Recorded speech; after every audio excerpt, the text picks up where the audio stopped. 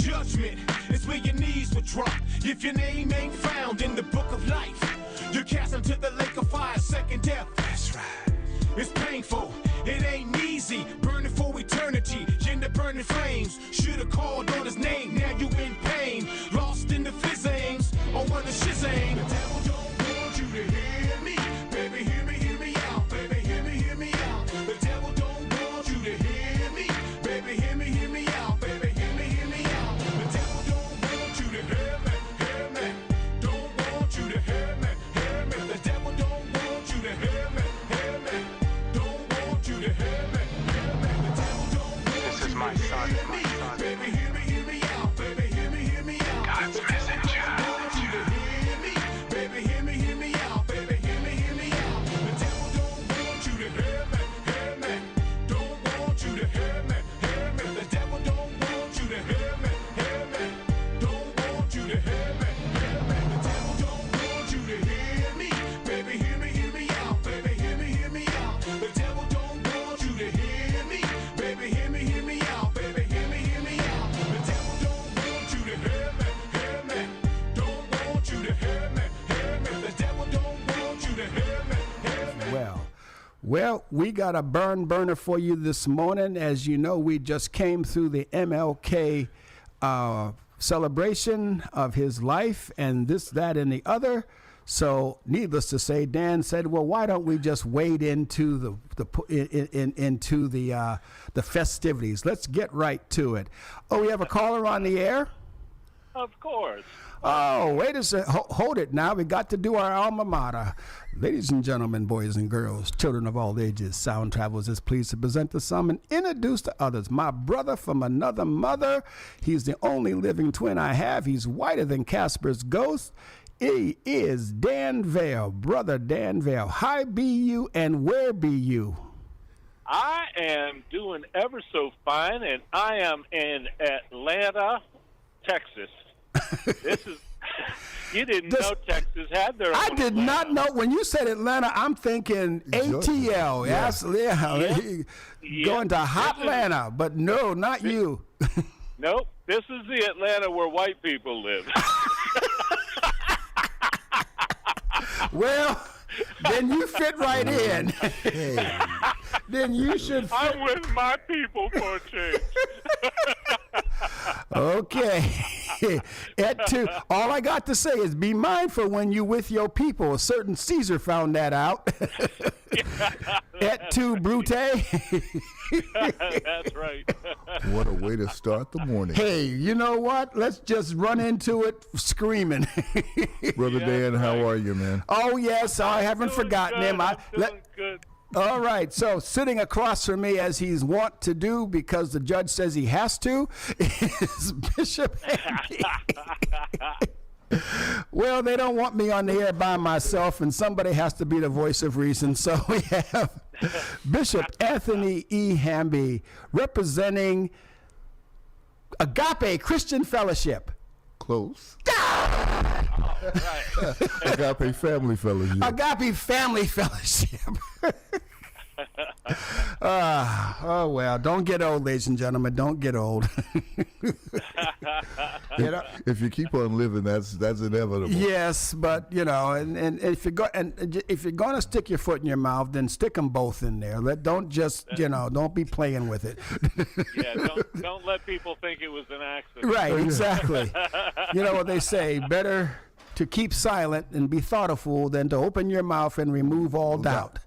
And I am living proof of that every Wednesday morning. It's going to be that kind of day. It's going to be that kind of day. So here's the topic. I was teasing it to different people, and somebody's trying to get through to you. Here's the topic. MLK, Dr. Martin Luther King, the last American prophet? Question mark. No. Or was he? Or was he, in fact, does he qualify as for the biblical definition of a prophet? Okay. So what is the biblical definition of a prophet? Well, we'll ask Pastor Wall if he wants to step in and tell us that. And he's going to shake his hand and look at me like, you got the greatest mind in the spiritual world with you right here, sitting across the way from you. Why would you bother me with this? Okay. Bishop, you want to start with what the biblical definition of a prophet is? Okay.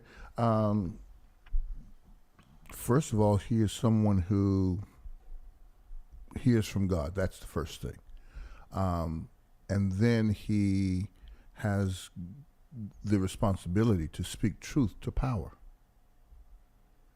and to bring peoples back to the right relationship with God. Okay. So you said he. Does that preclude it from being she? In the Old Testament, Yes.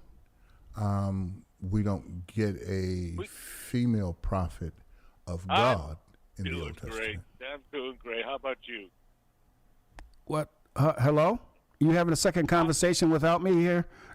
Yeah, we got a lot of background noise. I'm hearing my own voice in another conversation going. Oh, okay. He's fixing it now. Yes.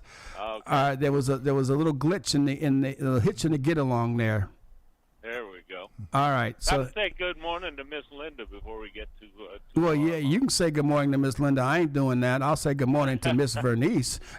Yeah, there you go. Okay, let's be very clear. Good morning, my love. And Bishop is staying out of this one completely. He ain't saying nothing to First Lady Sandy. I've already said it. You've already said it. It's already been said and Already done. been done. All right, there you go. So you're because as soon as you say there's no old covenant prophetess, people are going to say, well, what about Deborah? Wasn't she a prophetess? Wasn't she a prophet? Isn't she described as such? Described as such. Mm-hmm. Described as such. I believe that God used who he chose throughout Scripture, old and new.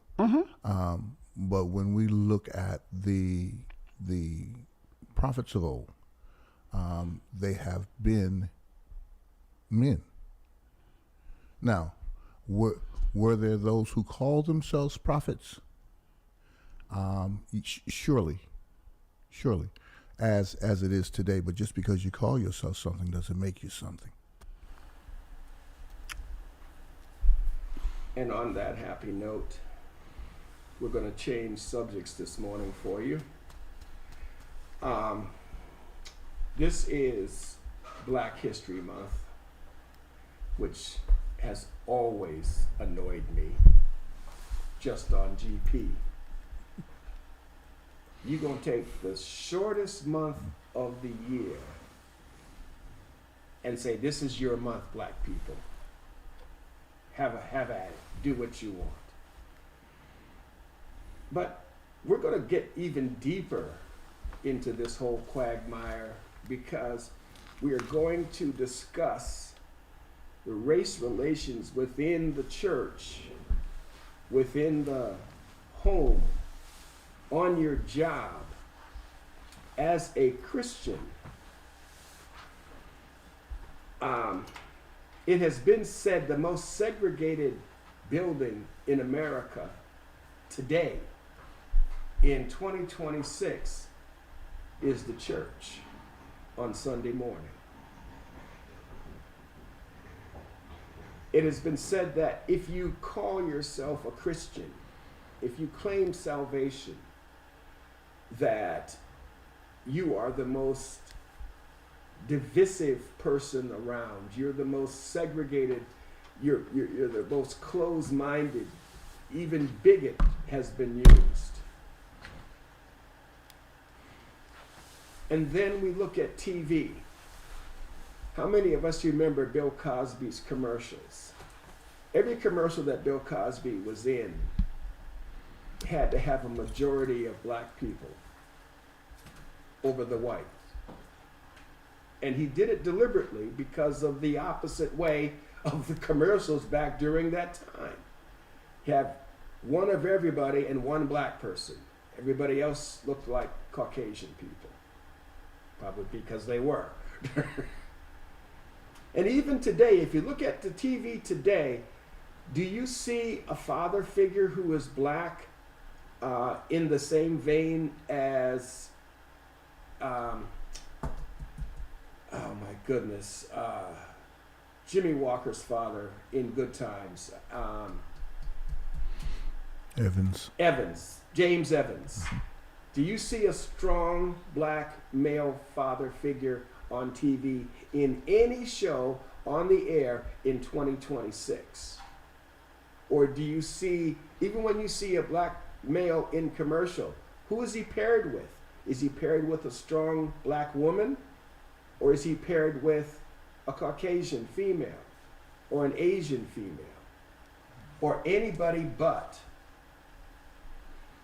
How far have we truly come when it comes to race relations, nation relationship? Because we're all one race, but I confess I'm not going to be able to get rid of that racist thing. I think it's more nationalist thing, but I'm not going to be able to fix it because we're all one race. But how far have we truly come both inside the church and outside the church when it comes to simple Caucasian, simple black? And do the Caucasians have to atone? Do they have to fess up to their attitudes? I heard an essay, because nobody reads anymore, so I just played it back, on race relations that said every Caucasian is culpable for all of the injustice to the black people because they did not, as one voice, stand up and say, no, you can't treat another human being that way. At best, there were some people who fought, who marched, but at worst, every Caucasian person knew of some black person that was being belittled, being segregated, marginalized, and didn't stand up for it because within the Caucasian nature is a desire to be better than somebody, anybody, and black people were easy. So there's a whole lot to this race thing. And then you have the light-skinned black people with the straight hair thinking they're better than the dark-skinned black people with the kinky hair, the good and bad hair. Then you have those who are black, who look like you and me, but don't sound like you and me. I don't sound like you. Even amongst myself, before I realized that white people were the enemy, black people were saying, why you talk like that? Why you talk funny? You think you're better than others? You think you're better than us? Why you talking white? Now, granted, the Coke bottle lens glasses did not help. I tell you, they did not help at all. But really, this whole race thing is an interesting thing.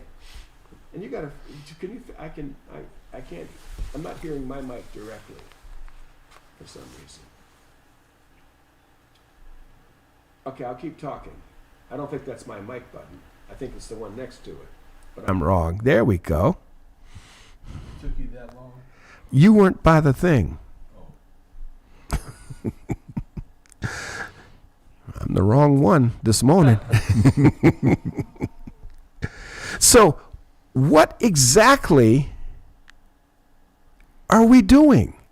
How are we preaching God's word in a You know, when we did the outside Father's Day rally, I brought a preacher up from, oh my goodness, from the radio. It was the preacher I know. And he was a good down-home Southern preacher. Mm-hmm. And he preached black. Well, what do you mean, Pastor? Now, every black person who's been to church knows exactly what I mean when I say he preached black. He strutted, he fretted, he spoke in tongues on occasion, but he did bring a message. And people understood what he was saying. And all of the black people were like, yeah, this brother can preach. And the white people were looking at him like, dude, don't you know you're white? And I just found that out there not 2 years ago. Oh, necessarily. That you're white? Yeah. I thought I was black all this time. It wasn't until you told me I was whiter than Casper's ghost that that I figured it out that there was... It explained why people looked at me funny. So... we have 4 weeks. We have 4 Wednesdays. How do we want to approach this? Do we want to approach this on a collegiate level? Do we want to approach this on the ghetto level? Do we want to talk about the obvious differences and the obvious sameness? Where do we go with this? Because let's face it, we're all prejudiced. No, Pastor. No, you are. We're all prejudiced against something or somebody for some reason at some times. Mm-hmm. That's right. Either prejudiced or biased. Or prejudiced or biased, yes. Yeah, absolutely. Prejudice Good is- morning, Anthony. Good morning. How are you? Who? What? Y'all Mute can say him. good morning. Mute his mic. Cut. We gonna get a bishop some right now. We gonna Yeah. we gonna definitely fix that. I've known this man, and I don't think I've ever in life, as long as my behind is dark and pointed to the ground, called him Anthony in conversation. That is my given name. How many times have I called you that just in conversation? Never. Never. Thank you. Never. Never. Never. So we go. No, that was your one and only time for that. Huh? And white. See, you're exercising your white privilege right now, and That's you right. didn't even know you were doing it. I had a couple of points left on my white privilege card. I wanted to use it up. I like Y'all that can one. say- That was good. Y'all can say, you can say good morning to Miss Linda. She's listening in, and she's actually on the line, but she didn't want me to tell you. I heard. Hello, you should know me by now. I heard she was on the line. Good morning, Miss Linda. Good morning, Miss Linda. Good morning. And I already knew you were on the line, so I don't know what he's talking about. These people don't know me a lot when it comes to certain things. I listen. We here. Yeah. You know I'll know when somebody, I can tell when you're in the car. I can tell when you're in the home. I know when you're in the bathroom and you're on the phone. Because each one of those rooms Yeah. sounds different in the ambience. That's right. And I listen to the ambience. Now, most people don't do Right. that. Yeah, I know, it's annoying. It's true. So this white thing, and that was just from the guy point of view. Women have a whole different standard because women don't dress, surprise alert, women don't dress for men. They dress for other women, especially in the office setting. Miss Yeah. Linda, Miss Linda, am I wrong? Well, I work in a medical office, so I'm in black scrubs every single day, and it's very depressing. So, Yes. But when you're in a social so situation, we're all dressed the same way, and I hate it. But when you're in a social situation, do you dress for men or you dress for women? I dress how I'm comfortable. Yeah. That's nice. That's a wonderful answer, and it's a beautiful answer. I had to wear a Johnny shirt just to get her to talk to me the first time. A Johnny shirt? What, they put you in the hospital with your front covered and your back hanging out? Yeah. Yes. Yeah. I've always wondered what it is that she saw in me. The same thing everybody else saw. Get this dude too. When I went to the hospital, they put one of those Johnny things on me the right way, and then the other nurse came in and put another one on the other way. He said, "Nope, we are not having it today." Yeah, that much exposure is not good for anybody. It's not good for nobody. Because I was just going to put it on the wrong way and just walk around like that and say, "The heck with all of y'all." Okay.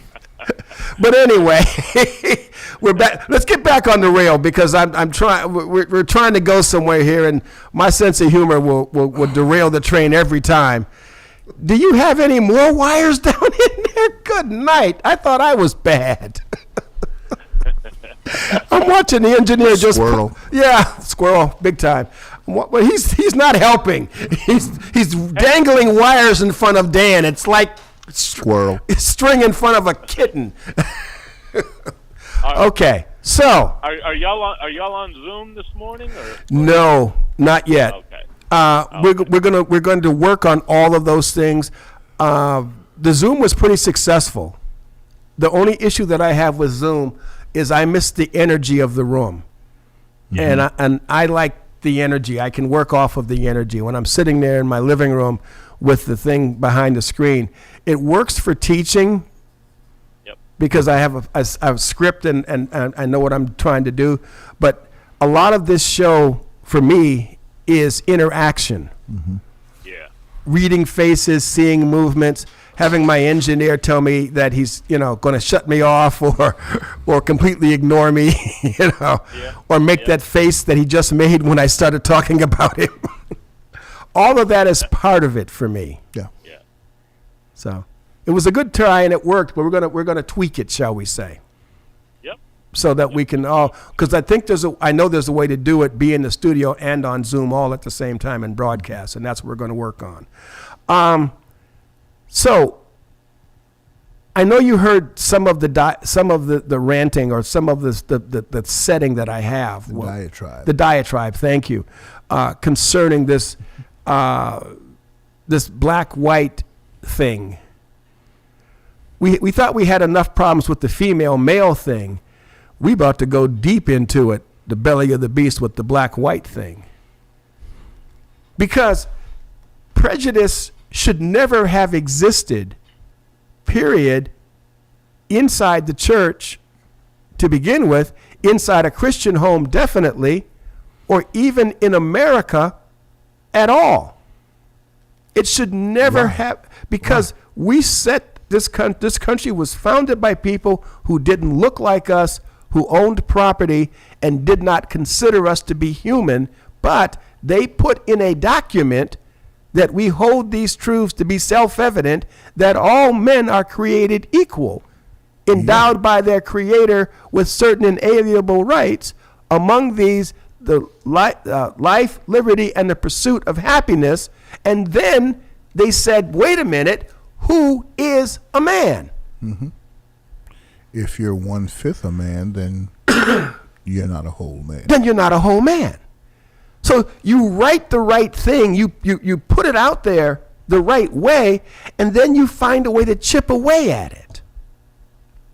Well, the narrative has to be changed in order to fit the situation, to fit the immediate need, and the need was to have free labor. Okay, and someone had to be the subdominant class. They tried it with the Native Americans of this country, and it failed miserably because the natives knew the lay of the land. They could live off of the land, and they would run away and couldn't be caught. Right. So you bring someone in from somewhere who does not know this country, but has the ability to sustain it. And you treat them like less than a dog. Now, let's be very clear about this, and I'm about to get into some major league trouble with this next statement. Slavery has existed from the dawn of time. Mm-hmm. Slavery has, Still does. and yes, still does. But to be clear, the peaceful Native American nation was neither peaceful nor Native American. Correct. It was each Indian tribe, what we would consider to be the Native American tribe, was at war with another American tribe, and they took victors as they took defeated as slaves. Yep. They fought with each other, and they fought with the white man. Yep. That's on this continent. Yep. Let's go to the continent of Africa. What was different about what I just said? Nothing. Nothing. Slavery is a human condition and has been for as long as humans have been on the face of the planet. Right. Okay. But it was not based on racism. It was built on defeated individuals being taken in as the spoils of war. Yep. So here is where America fell completely apart. It treated these slaves as dogs, as cattle, as possessions, as less than human. And people who say, well, yes, every nation has had its time as a slave. That's not necessarily the case. And it certainly wasn't necessarily the degradation that was served upon the American black. That degradation was not shared by the Italians, the Irish. No Irish need apply. Although Irish were slaves. They were slaves, but they were not considered animals. As Bishop has said, 5 of us made 1. So there's no correlation. And my question is, where did such animosity begin, and why was it tolerated for so long with the good Christians who left England because they did not want to be held accountable by what they considered to be an unrighteous government, a non-godly government? Then what would allow them to come to this new land, and what they could not take by force, they bought for pennies on the dollar? And I'm telling you, when we went to, several years ago, myself and my best friend had to do, we'll just call it a mission of God. And it took us into, oh my goodness.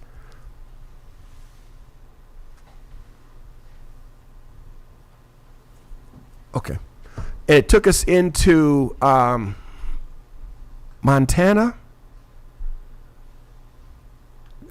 I think it's Montana. Let me see. Oh my goodness. Was it Oregon? Anyway, we had to go west. Mm-hmm. And when I got out there, I noticed something. The quote unquote Native American population is angry. And they are waiting. Not waiting for the black person. They think we're victims. Mm-hmm. We get a pass. As long as we're not being stupid, we get a pass. Mm-hmm. But you white folk, I'm telling you, they don't like you. They smile in your face. You come to their casinos, but they do not like you. They are waiting for you to self-destruct so they can take their nation back. And if you think I'm making this up, this is what I was told. Just like I'm telling you. That's why when black people come into their casinos, they're not They don't even want black people in the casinos because it's not set up for you, for them to take money from us. It's set up to drain the Caucasian pocket. Yeah. And some white people, Caucasian people, don't know what I just said. They've never heard that before. But I'm going to ask you, Dan, we hadn't talked about this before, so I'm going to ask you, am I wrong? About the Native Americans? Yeah. Oh, I think you're right. There you go. You're right. There you go. I mean, now to paint with a very broad brush. Well, yes. if they open up a casino, not for cultural exchanges, they open up a casino to make money, and on the average, white people have more disposable income than black people do, on the average. So if I was going to set up a business that was, well, the fact that I even said, if I was going to set up a business to make money, is the reason I should not be in a business, because that's the only reason to open a business. But they have opened casino after casino after casino and have been very, very, very profitable because of what they do. The black people will go. Now, this is just my observation, and you're probably going to hate me for saying it. I think black people will go to a casino and squander a bigger percentage of their available cash than white people will, but the pile of cash that white people bring is bigger. So they pander to the white people, not the black people. Does that make sense? Well, I'm sitting here listening, waiting on Bishop to see which way his head is going to explode. Well, the thing is well, hang on. He's about to say something. Okay. I'm probably in the largest minority in that particular case. My wife and I, we went to Las Vegas, stayed a week at a 5-star resort. You could spend a month there and not do the same thing twice. Yeah. And we didn't play not one slot machine, not one video game. Yeah. Nothing. I'm the same way. So maybe that's just me. Right. How can you go to Las Vegas and not at least play a slot? I'm not a gambler. Yeah, me neither. I work too hard for my money. Yeah, not in that respect. I'm not that type of gambler. So for me, I don't think it has anything to do with the hue of my skin. That's a choice that I make. And when I say hue, I think we talked about it last week. I really have a problem with the term black people and white people. I haven't met a truly black man yet, or a truly white man yet. When you come from Ireland, or your heritage is in Ireland, you call yourself an Irish American. If your family is from Italy, I'm an Italian American. If you're from Germany, a German American, and so on and so forth, until we come to the so-called Negro in America. All of a sudden, we become a color.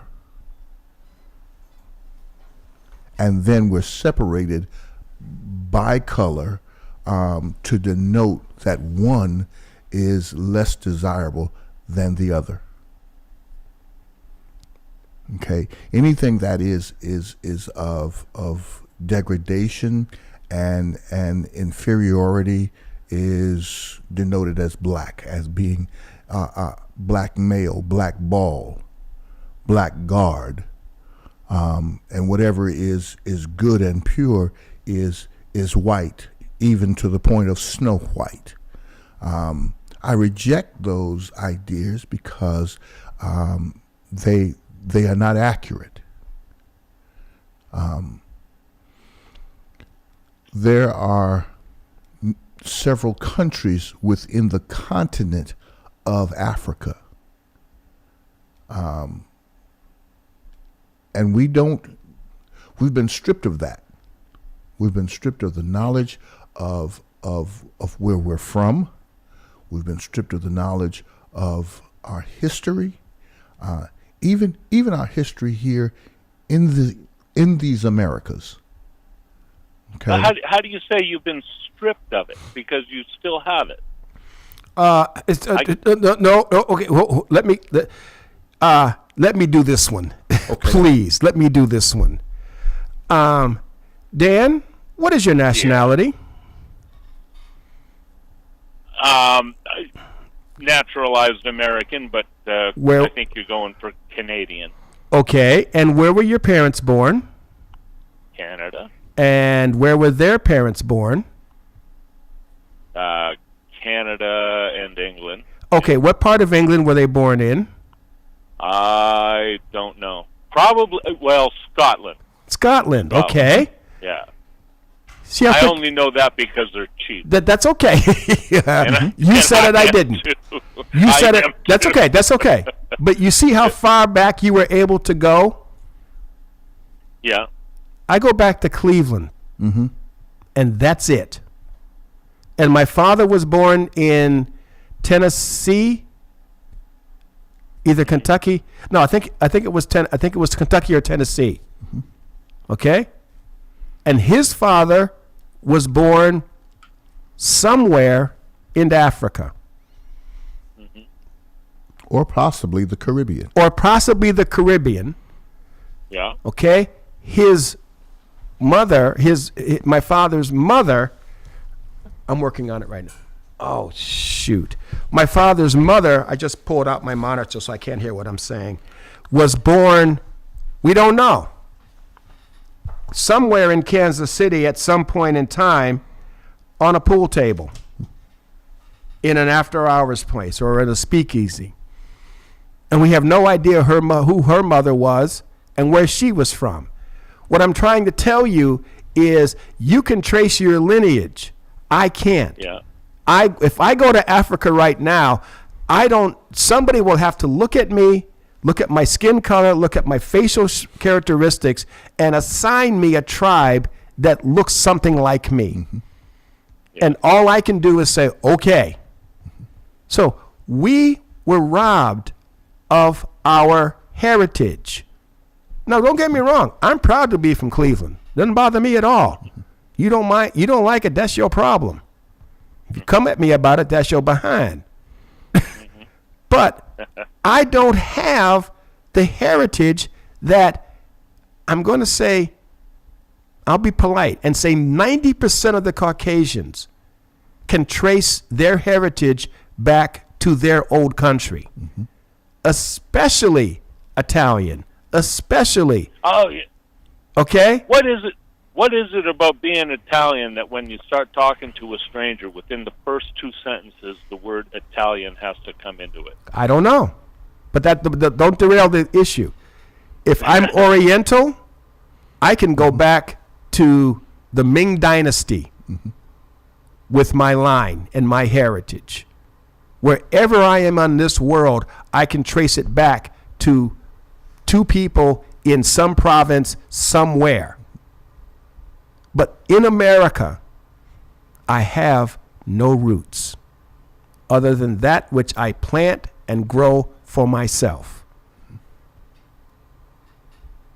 How'd I do? Okay. Yeah. Okay. Okay. Yeah. Some very, very valid points. Okay. And it's not just the knowledge of where we are from, because many of the Africans were brought, or a large number of them were brought primarily from the western coast, from Sierra Leone, from Cameroon, and the like. But we don't know where. We don't know who our parentage is, who our forefathers were. Being stripped of that knowledge causes trauma. It's like not knowing who your mother or father is, and seeing everyone else coming to school with their parents. For a child, that's traumatic, and you do that to a people for all of 400 years. They are effectively stripped of themselves. So now we're put in a position to assimilate. And assimilate to what? Assimilate to the very individuals who are killing us, who are raping us, who are working us to death, who are beating us, chasing us down with dogs, being called every derogatory name under the sun, living in the most deplorable conditions with no hope of ever getting better. And then then turned around. Why is there no hope? Then, let me finish. Then turned around and told to pull yourself up by your bootstraps. And then when we do, you burn it to the ground. Who burns it to the ground? Caucasians. Can you give me an example? Tulsa. Tulsa. Okay. All right, that was a long time ago. But it happened. Central Park. Mm-hmm. Central Park. Ooh, I forgot about that one. Central Park in New York. That's right. It was taken over. That Central Park was a black community, and it was completely destroyed. And a park was built. And what about the Black Wall Street? Yeah. That's the biggest, blatantest example of as soon as we start demonstrating our independence in a way that is scary, it was taken away. Rosewood. Yeah. Orangeburg, South Carolina. I don't know about that one. Orangeburg. Okay. But I do know about Huff. Yeah. I knew about the Huff riots, and that's a Cleveland reference. And I lived through that one. I was hidden from it because, I wasn't political. I remember when the first black mayor in Cleveland, Mayor Carl B. Stokes, was running, and how much the black communities rallied around him. And when he got in office, what did he do? What did Carl Stokes do for the for the Cleveland blacks that voted for him? I have an answer for you. He did exactly no more and no less than President Obama did. Nothing. Less than nothing, if you ask me, because we expected something. I voted for him because I wanted change. I wanted to see somebody who understood my struggle, who understood what I wanted to see, and showed me that you could fight and make it and get in the office and do something. That is the result of systematic oppression. Systematic oppression. There's a character in the movie Django,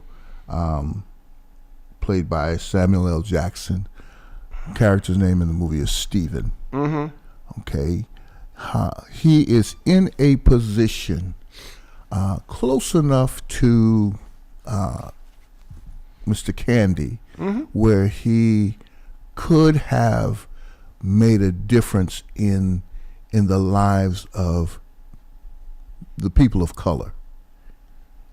Instead, he became the bane of their existence. So much so that he actually tells his owner what the owner had no hope of figuring out for himself. He said, I'm sitting here, the scene is etched in my, I'm sitting here with a snifter circling it. Like, I've been studying on something. And guess what? We still do that to each other today. To this day. This may come as a big shock to you, white America, but you are not my enemy. My biggest enemy looks like me, talks like me, sounds like me, and is judging me for not being them. Yeah. You can't That's hurt very me true. if you can't get close to me. Jimmy Cliff said, who the cap fit, let him wear it. There are so many things that has come out in Black America and white America, if you will. And once again, I hate both of those terms. Yeah, they're not accurate. It's America. It's America. Okay. You can't drive down the street. You can't get up in the morning and not receive the benefits of something that came out of the mind of a black person or an African person or African American person. And not only can that not happen, but the person, 9 out of 10 times, the person that did this never received A dime. For it or even the proper accolade. Do you know, and this is something that, yeah, man, I gotta give Brother Jamal a shout out. I've got to, because in our early heyday of he and I struggling with each other, he forced me to look at some things that I didn't know existed. The problem with that is I don't know where to stop. When I start finding truth, I want the whole deal. So I not only am I going to see where your argument's the strongest, but I'm also going to see where it falls apart. But that's okay, because if it wasn't for him pushing me that way, I wouldn't have the information that I have. That's all on him, and you too, to a lesser degree. But your GPS, your cell phone, any app that tells you where you are in this world, you would not have that technology except for a black woman. We would not have gone to the moon without black women. Yeah, Hidden Fingers was real. It was toned down, but it was real.